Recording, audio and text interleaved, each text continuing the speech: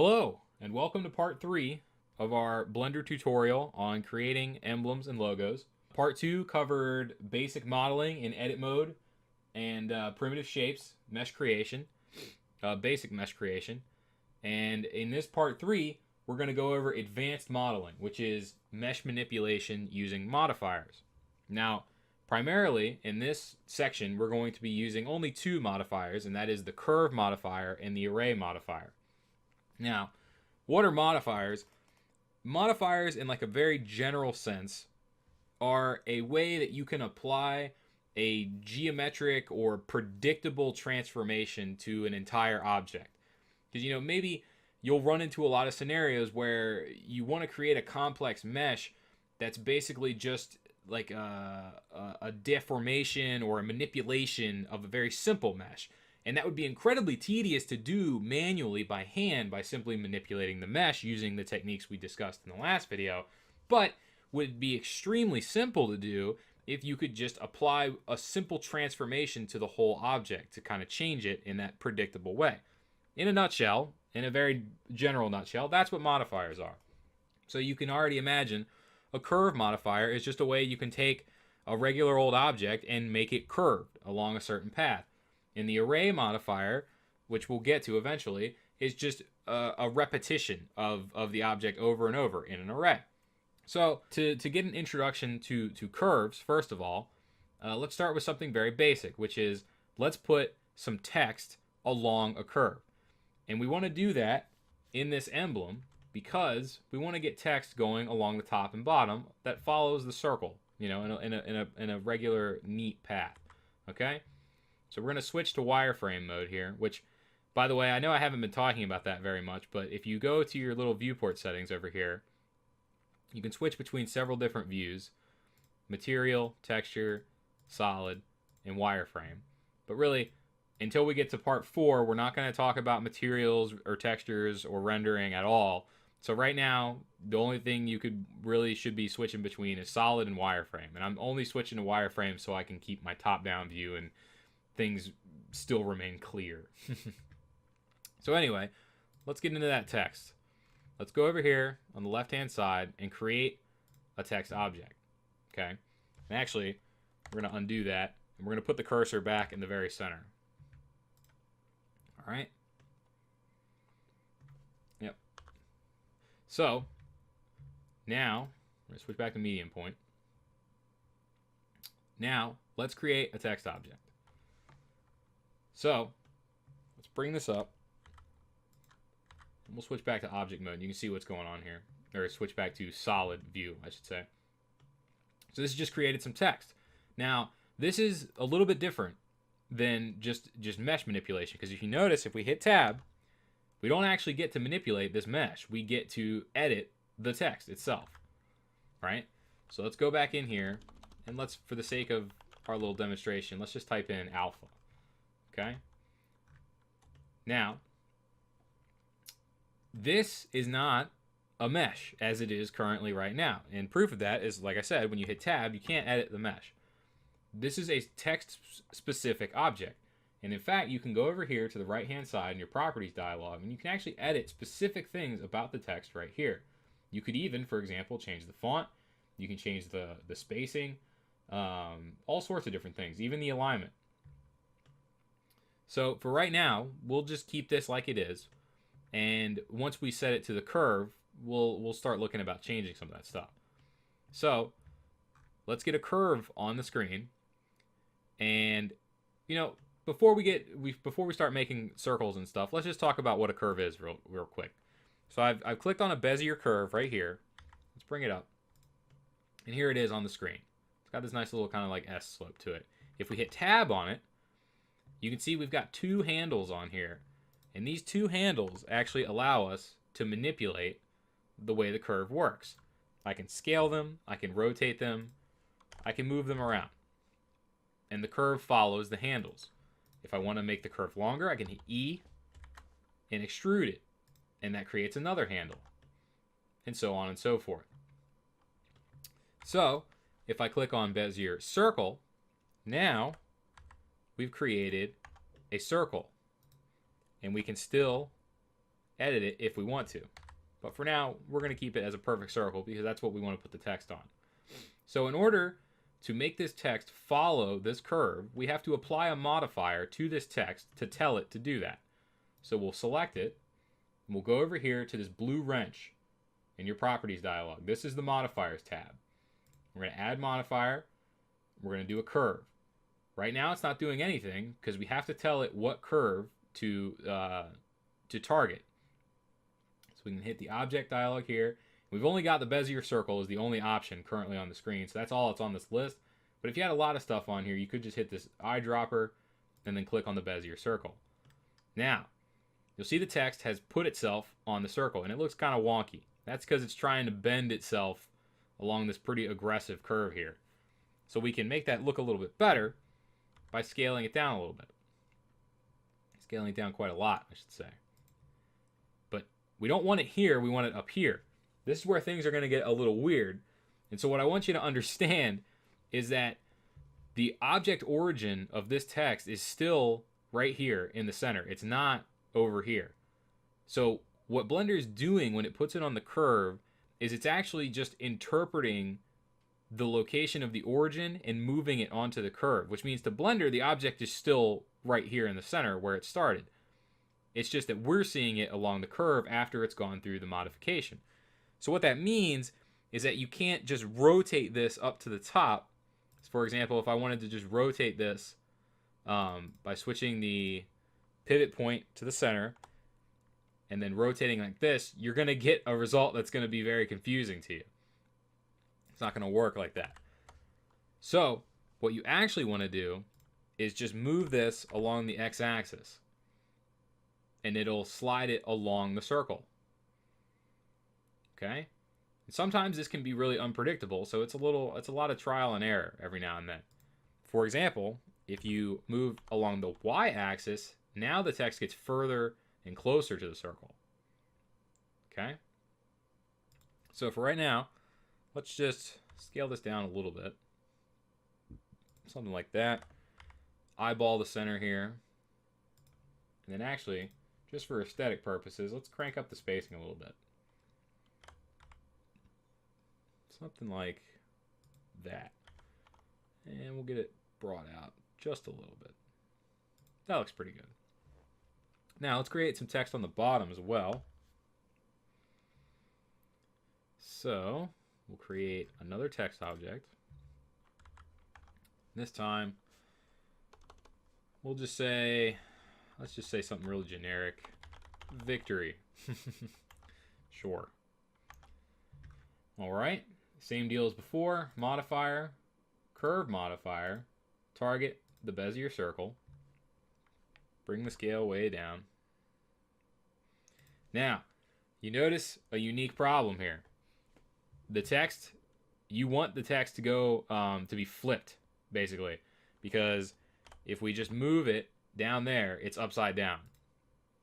So we can fix this by rotating along the x-axis like this. But now you can see it's backwards. So hopefully now we can rotate. Oop. Didn't have my axis set quite in as much as I thought I did. Rotate along the y-axis, and now we've flipped it twice and arrived at the result we wanted. Again, that could be a lot of trial and error. Okay, it's one of those things. Even though I've been doing it for a while now, I've had a lot of experience with it. Sometimes when you're dealing with a curve modifier, you're just randomly rotating and moving and trying to just get closer to the result that you're looking for. It's just kind of the nature of the beast. I'm actually going to move this out a little bit further to try to get it centered a little bit better within the little section there. Okay. So now we've got alpha and we've got victory written on the top and bottom. You see it's not aligned properly. So what we'll do, we'll just go to the side view here. G, Z, bring that down. And then victory, we'll do the same thing. G, Z, bring it something like that. Now I know We're not aligning it perfectly at the top because I've got something else in mind here. Now, let's switch back to object mode. We want to make 3D text, right? We don't want it to just be a flat thing on here. I mean, sometimes you might want that, but we want a nice, like a 3D, like raised, like embroidery almost. Embroidery is the wrong word, but we want raised text. The problem is that, as I said before, this text is not a mesh object, okay? So how, like, if this were a mesh, it'd be easy. We just extrude it, right, in the Z direction. But it's not a mesh. So how do we edit it like it's a mesh? Well, we can convert it to a mesh. And we can convert it with the hotkey Alt-C, okay? After pressing Alt-C, and actually, you know what? Now that I think about it, I should turn my screencast keys on, which I forgot to do at the beginning of this video. I am sorry about that. All right. So anyway, with the hotkey Alt-C, we can convert from a mesh to a curve and from a curve to a mesh in this menu. All right? Both very useful things. So we'll do Alt-C, and then instead of hitting curve from mesh, we'll hit mesh from curve. All right? Now when we hit Tab, you can see this is just a series of faces now. Now these faces, just so you know, are poorly optimized, very poorly. And this could get you into a lot of trouble if you wanted to do things like wrap the text around an object, because it'll only bend around these faces, and you know, that could get really nasty really quick. So sometimes you might want to edit the mesh yourself and kind of clean it up. But we're just extruding this in the Z direction, so we don't really care, to be honest. We'll leave it just like this. And in order to extrude it, just like we learned in the last video, we'll hit A, then we'll hit E, and then we'll pull it up like this. Okay? And for now, we'll just keep it like this. All right? We're not going to put anything real fancy on it. And then we'll bring it back down onto the surface, just like that. Now, let's get our victory here. GZ, back to solid view, Alt-C, mesh from curve, Tab, A, E, upwards in the Z direction, Tab, G, Z. All right? Lot to follow, I know. But there we go. Now we have 3D text. All right? So, that's a pretty basic way to use curves to very good effect. But let's try something significantly more advanced, all right? Let's say, for example, we want to create a chain. In that first emblem, in the first video that I showed you that I made, I had a chain wrapping around the outside of the circle here. So how could we do that? Well, as with all things 3D, you want to start at a basic shape and then build it up from there. So what is the basic form of a chain? Well, the basic form of a chain is that a chain is just a repetition of one single link. And what's one single link look like? Well, one chain link kind of just looks like an elongated oval. So what we could do is we could create a Bezier circle, GZ, scale it down, and then maybe just scale it in the Y direction. Something like this. This would work as a chain, but you know, maybe you want it to have like more of an oval shape. You shift Y, whoop, scale Y. Really, it's not having a very predictable effect as I thought it would. There we go. Scale Y, scale X. These handles on the Bezier circles are sometimes very finicky. It's sometimes odd. Something like that. And let's just bring these in tighter. That way it doesn't look quite as rounded, right? Why are you doing that? I don't really understand. Scale X. There we go. And then we'll make it more rounded. Scale Y. There we go. That looks like a pretty good little chain link, right? So, now that we have like the basic kind of shape of the chain link, how do we make this a 3D object, right? This is just a curve. Well, we can actually extrude an object along a curve, Okay, and we can do that not with an actual modifier, but with actually just changing the settings of the curve itself. You see here next to the modifier tab is the actual curve data tab. And in this tab, you can have a bevel object. So what does that mean exactly? The bevel object will be a curve that will be extruded along this curve. So you're kind of dealing with two curves at the same time. So let's create a second Bezier circle. GZ, bring it up, scale it way down. And now we'll take this curve and extrude it along this curve, which this curve right here is the shape of our chain link. And this we can kind of think as the profile of the chain link. Okay? So we'll hit this guy, and do that right there. There we go. Now, you'll notice something a little bit weird here, right? It's kind of pinching in one direction. Why is it doing that? Well, it's doing that because of the way that we scaled this object. So if we brought this in tighter, let's see, scale Y, we can't really do that. But regardless, the scale on this is kind of messed up because when we changed it in edit mode, we ended up affecting it in object mode. So what we'll do is Control A, apply scale. Okay, now what did I just do there? What I just did is I fixed that problem. Here, I'll undo it. The reason that these sides are kind of pinched like this is because we scaled this down in the Y direction in object mode in order to kind of make an oval shape, right?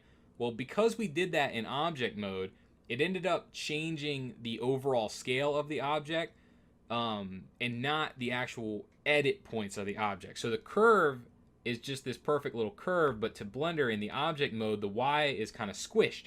And so when we extrude another object or another curve around, we get squishing in the Y direction, for lack of a better term. This is something I briefly went over this in the second video about how changing things in edit mode and in object mode can affect one another in kind of unpredictable ways.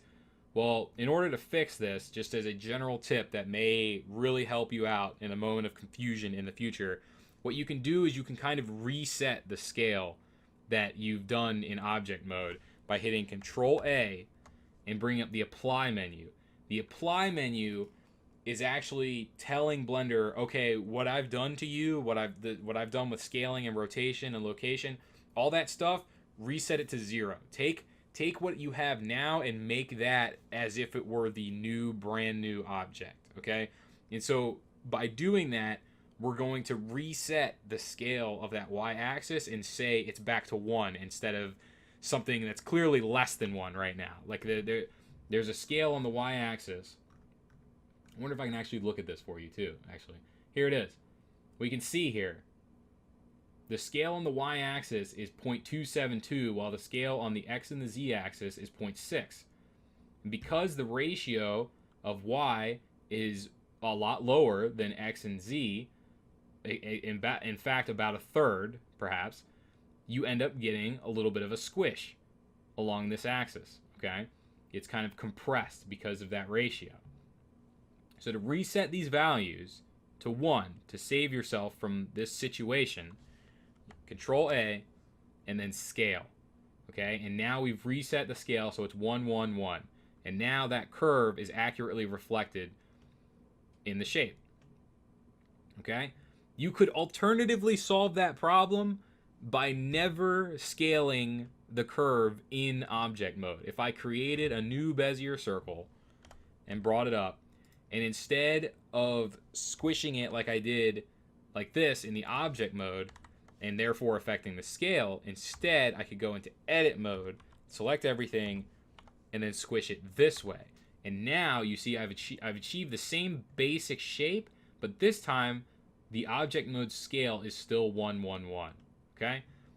That's a pretty complex concept, and I kind of don't want to, like, I kind of didn't want to talk about it in the settings of like a brand new Blender user, but it caused me so many problems when I first started learning Blender that I feel like it's justified, because I feel like anyone who starts using Blender early on could run into that same problem and become very frustrated. So anyway, that's how you solve it.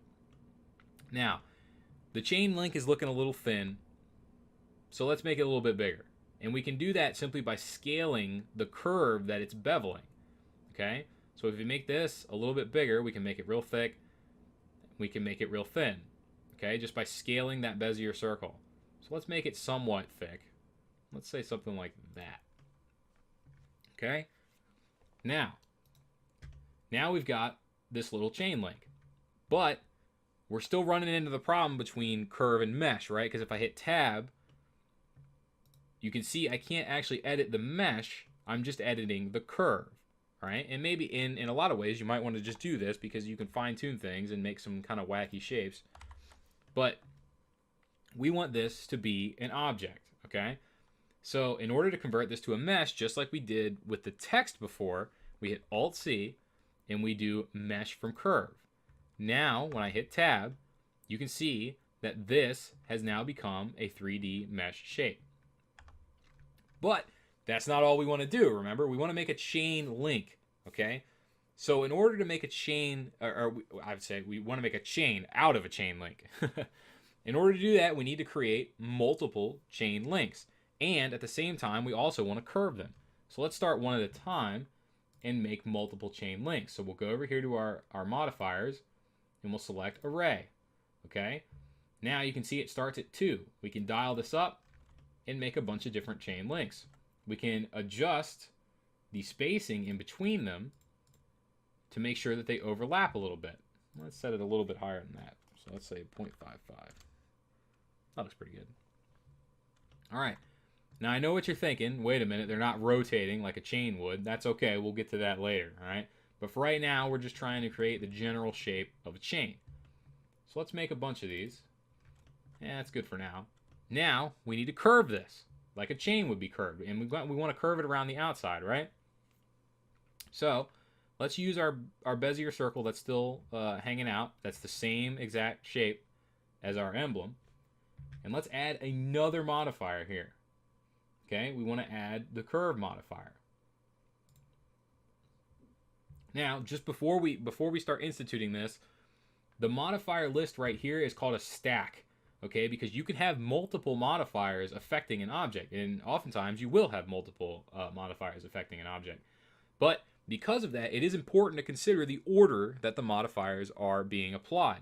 And you can see here you have these little arrows that are up and down, and so I can change the order in which these modifiers are applied. Now, logically speaking, we want to keep the order what it is currently. We want Blender to create an array of these links, and then we want to bend that along a curve. If we did it the opposite, we'd be bending one chain link and then making an array of that one bent link, and that might not turn out the way we want it to turn out. So we're going to keep it like this, and we're going to target the Bezier circle, and now we've got a chain around the outside. Let's crank up the array here, and let's make it a lot smaller so we can actually fit this along the outside. Let's scale down the Bezier circle a little bit here so we can actually fit it kind of around the swords. And then let's just make a bunch of these. Just like that.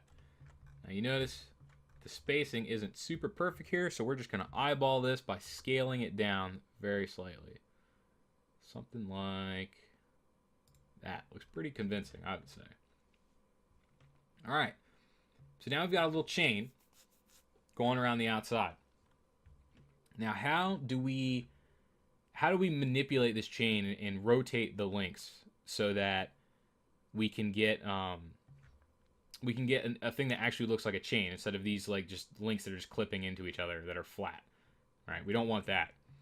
There's kind of multiple ways we can do this here. Now, we can actually modify the Bezier circle to accomplish this if we want to. We can do that by twisting these handles. You can twist by using the hotkey Control-T. And when you twist, you get a very interesting result. So let's undo that. Let's bring this down onto the same level as the Bezier circle. I think that was the issue here, because you notice when it kind of rotated around a radius. Like I said, the way curves move objects can be unpredictable. So let's try that again. Now that we've moved the links onto the same plane. There we go. Okay. Now we're getting somewhere. But you can see this still isn't doing what we're doing. Maybe if we were trying to make some kind of DNA thing, this would be pretty cool, right? So the problem here is that the curve modifier is affecting the entire mesh equally. And so what that's doing, it's not bending it in a realistic chain way, because it's bending the whole thing at once, all right? As if it were just a noodle. That's not what we want, okay? So we have to find another way around this. Now, the way we're going to try to, there's two ways to do this, all right? And I think I'm only going to have enough time to go over the first way. But I'll talk about the second way so you can maybe explore it yourself on your own time. But what we're going to do is we're just going to commit to this shape right now, and we're going to try to rotate the individual links in mesh in actual mesh mode. It's basically the quick and dirty way to do this. So let's hit Alt-C and do mesh from curve. Oh, I'm sorry. That's incorrect.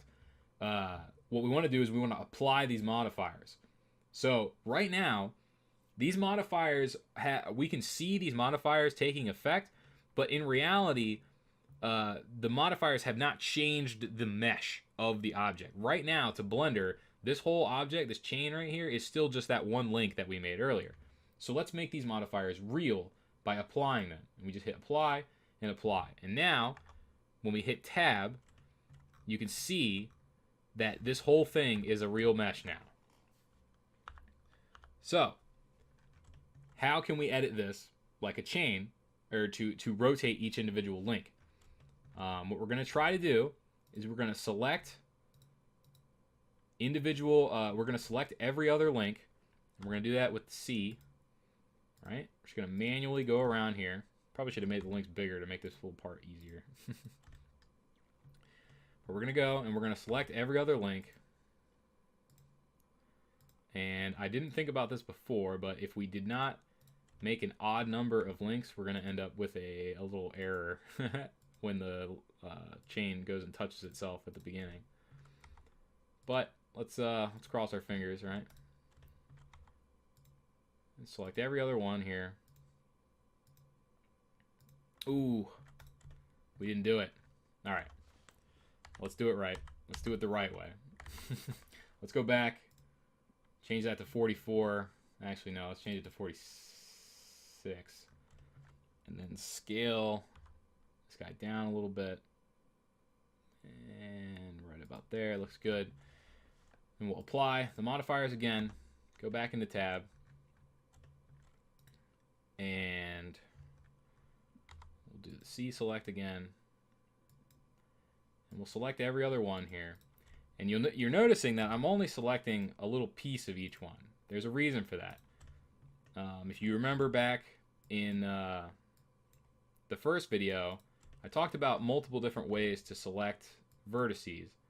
And the way that I'm going to use here is called select by linked. And that means that I only have to kind of touch each one of these individual meshes. Because keep in mind, these meshes, although they're real now, they're not actually linked to one another, because the chain links were just overlapping each other. They were just clipping into one another. So if I get a little piece of them there and hit Control-L, I will select the entirety of every other link. Now, to rotate these guys, I have to do something kind of weird. I have to change my axis to the normal axis, and then I also have to change my my pivot point to individual origins. Now this is going to do two things, and it may not work the way I intend it to work, but I'm hoping it will. What it's doing is it's changing the axis that I'm going to move everything on to an axis that depends on the orientation of the object. So if we had a plane that was rotated at 45 degrees, we could still rotate that plane along its normal, which is now at a 45-degree angle to what the global axis would be, what the global orientation would be. So what that's going to do is hopefully give us an origin that runs through each one of these links regardless of its actual orientation. So what you'll end up is with this link over here could have an origin like this, and then the other one over here could have one at an angle, and so on and so forth. Now by changing the pivot point to individual origins, hopefully each one of these links will have its own origin that we can rotate. So let's try this. Let's hit rotate, and let's hit X, and then X again. When we hit X twice, we've started using that normal origin, and I think we're on the right track here because now you can see all of these red lines coming out of each link. All right, so let's just try to rotate a little bit here, and that looks pretty good right there. Hit tab again. Look at that! I'm genuinely excited it worked so well. That's pretty good, right? So we rotated every other link along its normal, and we rotated it an estimated amount, let's say 45 degrees, 30 degrees, and what we created is a very, very good looking chain. Okay, let's put this flat onto the surface. So let's bring it down a little bit. Let's clip it in a little bit because we don't want it sticking out too much. And there we go. Now we've got a nice little chain along the outsides of these swords. So this technique, we're starting to run a little long here, so I don't think I'm going to do any more examples here. I think the chain will be good enough. But this technique can be applied to many, many different circumstances. In fact, let me try to give you guys one more quick little example, very quick, on how to make a rope, okay? So what we're going to try to do is we're going to make a rope along this curve, and let's make it extra curvy, let's say. Something like that. And let's hide this bezier just to get it out of the way. So what is a curve, or what is a rope, right? If you want to make a twisted rope, what is like the most basic shape that you can make that out of? Well, you could do this two different ways. You could make a repeatable array to go along the length of this curve, or you could actually make just a series of tubes and then actually twist the curve to make it like a twisted rope. Let's very quickly look at both of those circumstances. So let's create a Bezier circle, and we're going to scale it. We're going to scale it way down. We're going to try to scale it way down anyway. And it's going to not want to do it because these Bezier circles are very finicky for some reason.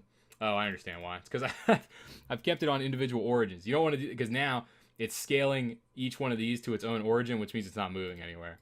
That's the problem. So scale to the medium point. There we go. I'm smart, I promise. All right, let's go top down. Now, it's still in the edit mode. Let's Shift D to duplicate this guy, and then let's just do 4. Let's say. So what we'll do is we'll do Shift D X, and then we'll select everything, Shift D Y. Now, there we go. Now I've created this guy. So this is all, even though those are 4 separate curves in the edit mode to Blender in the object mode, this is just all one curve right here. So what we can do is go to this curve and do the bevel object, and then do this guy right here. And let's just get a little bit more resolution. Let's make this a little bit smaller. Now, you'll notice there's some flat sides here. This is actually an option, your resolution option. So if we crank this up in the curve screen, we can get a much smoother curve. Let's not go crazy with it though. So let's keep it at like 36. Now, if we want to make this like a rope, we can twist this like I talked about earlier. Control T and twist just like this. And we end up with something that could be like a rope, right? So now that we've made that chain, and we've talked about kind of like the different methods for making a curve, or making like a complex curve that's a modification of several curves together. we're getting to be ready to move on to the next step. But before we do, I want to talk very quickly about the second way that I mentioned to make a curved array. The downside to doing this technique right here is that when you make that initial modifier stack, when you make your object and then you make an array and then you curve that array, Blender is still curving the object as a whole. Like, that whole array is being curved, and that could end up causing a lot of problems if you have an object that maybe is a vastly different scale in one direction or the other, because one scale will get warped more than the other, and it might look a little funky. Anyway, I want to say, I don't want to go over the technique to properly fix that issue, because it's kind of complicated and it's kind of long, and the video is already going a little bit long. But just to save you some time, if you run into that problem and you want to look it up how to fix it, the solution is using dupla faces. Okay, dupla faces is an option right here. If you go into the object properties tab, you can duplicate one object on the face of another. And so what you can actually do is create an array of planes, and then you can twist those planes and then create an object on the face of those planes. And that gets around the whole curve problem, because when the object is duplicated on the face of that plane, it's not supposed to be like warped in any way. Okay, so anyway, we're not going to show that. I know that probably is going to go over everyone's head, but the point is, if you do try to curve something, you curve an array in the future and it's not coming out the way you want to, just Google dupla faces array, and that should give you a little tutorial on how to fix that yourself. For now, that has been section 3 on advanced modeling, mesh manipulation using modifiers. Please stay tuned for the 4th and final section of this video tutorial series, where we will go over UV mapping and material creation and cycles, and we will finally render the final product, and you'll have a beautiful little emblem right here. So thanks for watching, guys. I'll see you in the next video.